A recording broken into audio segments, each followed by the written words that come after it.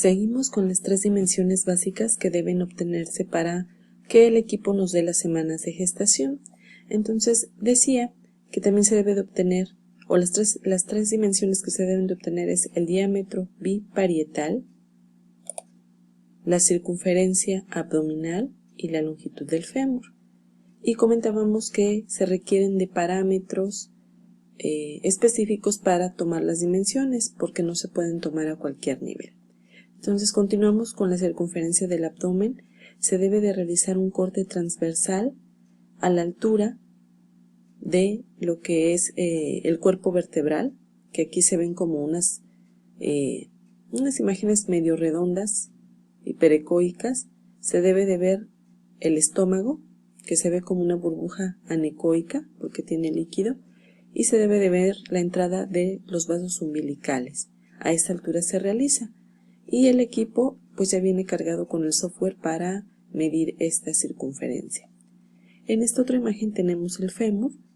El fémur se debe obtener un corte longitudinal del fémur y no se deben de tomar en cuenta los cartílagos de crecimiento, entonces simplemente se mide su longitud.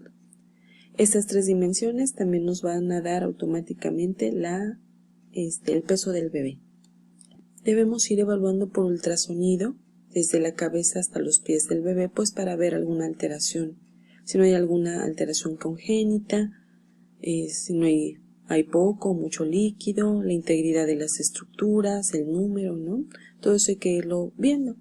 En esta primera imagen por ultrasonido estamos observando el corazón, que es todo esto. Si se dan cuenta se puede ver el tabique interventricular y aquí, por ejemplo, las válvulas cardíacas. Se ven las 4 cámaras, ¿verdad? De 2 aurículas y 2 ventrículos. Y siempre se debe de ver esta imagen. Se le llama imagen en 4 cámaras. En esta otra imagen estamos viendo a un bebé, ¿verdad? A lo largo, estamos observando básicamente la columna vertebral. Todas estas imágenes redonditas y perecoicas que proyectan sombra son los cuerpos vertebrales, es a lo largo. Esto es un buen corte para ver que haya integridad de la columna, ¿verdad? Que no vayan a haber ahí soluciones de continuidad o a lo mejor que se vea mielo o meningocele. Al mismo tiempo vamos viendo la integridad del abdomen. En este caso se puede hacer este corte y se logra observar todo el abdomen porque es un bebé pequeño, ¿verdad? A lo mejor como unas 14, 16 semanas de gestación. Y vemos también la integridad de las partes blandas, porque recordemos que a veces pueden haber defectos de fusión en la pared del abdomen que nos provoque que el contenido del abdomen salga, como es el caso de el onfalocele o la gastrosquisis. Es importante valorar que el bebé tenga sus riñoncitos, ¿verdad? Tenga ambos riñones, porque como veremos más adelante son los que principalmente van a formar la parte de lo que es el líquido amniótico a través de la formación de la orina. Y entonces miren, así de pequeñitos ya se pueden distinguir. Esto, para que se ubiquen, es la columna vertebral y estamos haciendo un corte a lo largo del riñón. Miren qué bonito se ve una estructura oval, se ve heterogénea porque tiene como unas imágenes redonditas anecoicas. Esos no son quistes, más bien son las pirámides medulares que en los bebés están muy prominentes. Esto es el sistema colector, la pelvis renal, que en este caso sí tiene una pequeña cantidad de líquido. Si nosotros hacemos un corte también ahora transverso a los riñones, vemos que esto es un corte transverso del abdomen a la altura de los riñones. Esto es la columna, esto es uno de los riñones en un corte transverso al otro riñón y vemos también las pirámides medulares prominentes con un poco de líquido en la pelvis. Para todo hay dimensiones en imagenología, ¿verdad?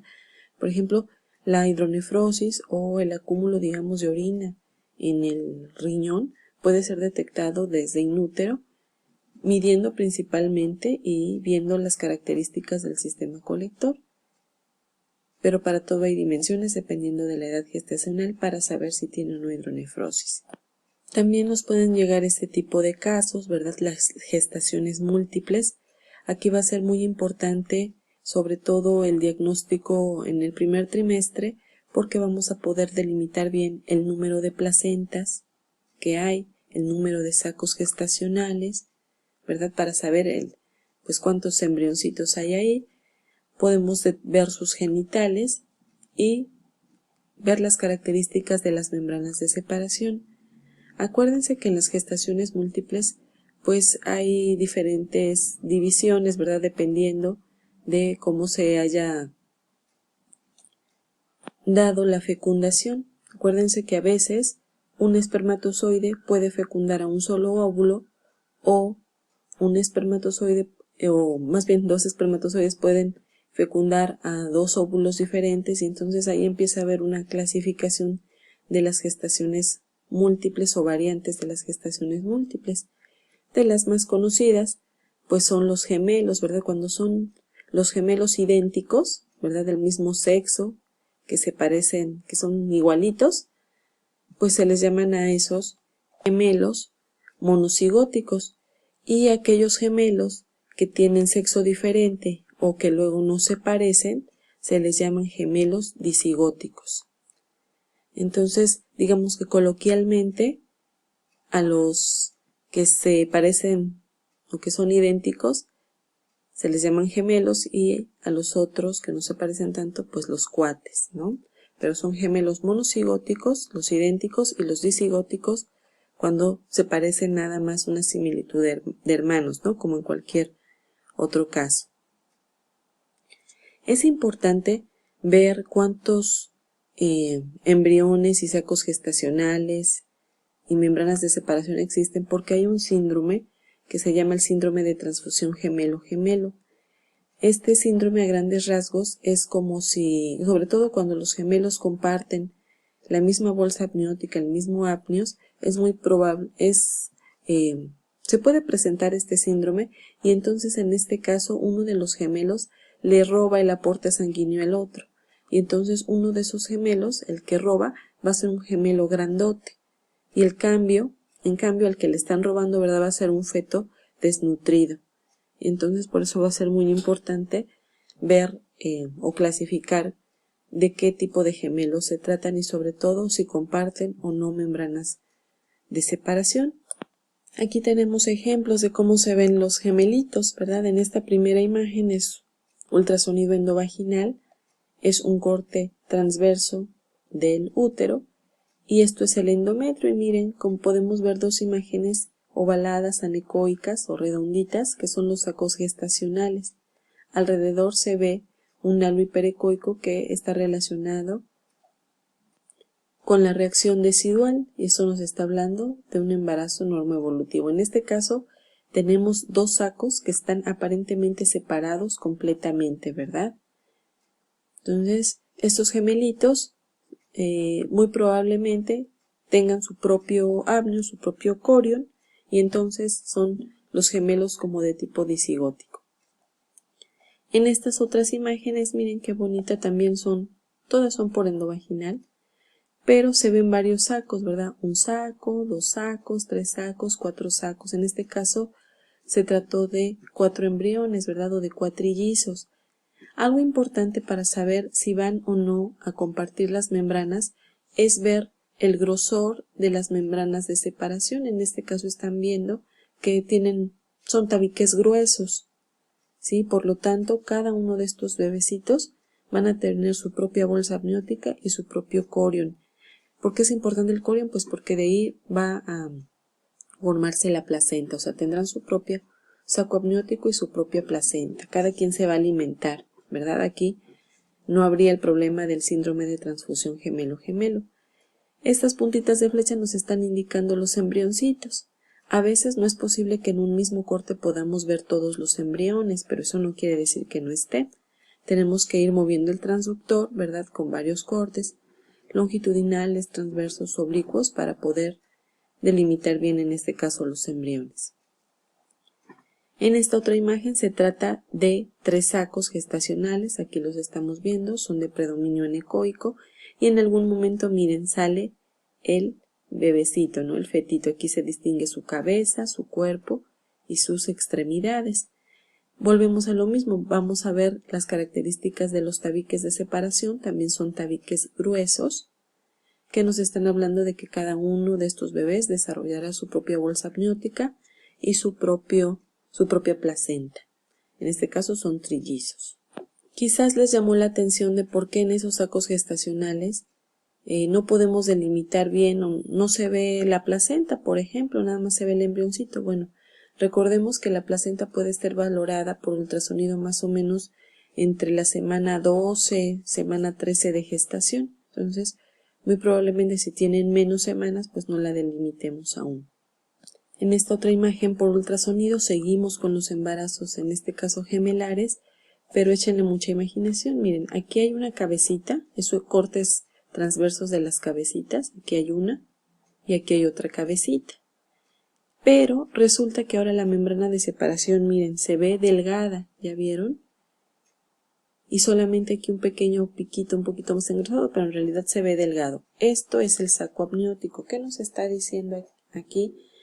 Que son gemelos que comparten una sola placenta, aquí está, hacia la parte anterior de la imagen, y que cada uno viene en una bolsa amniótica diferente. A este tipo de gemelos se les llaman monocoriónicos porque nada más tienen una placenta, y monocoriónicos biamnióticos porque tienen dos amnios.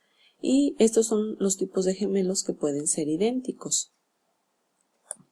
Estos son ejemplos de cuando encontramos gemelos monocigóticos, los gemelos idénticos, y gemelos disigóticos, los gemelos que nada más se parecen como hermanos, ¿verdad?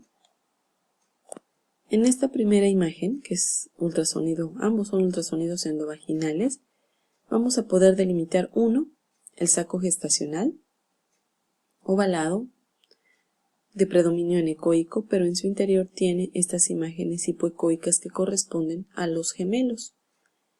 Si son cuidadosos se ve una membrana muy delgadita que separa a estos gemelos.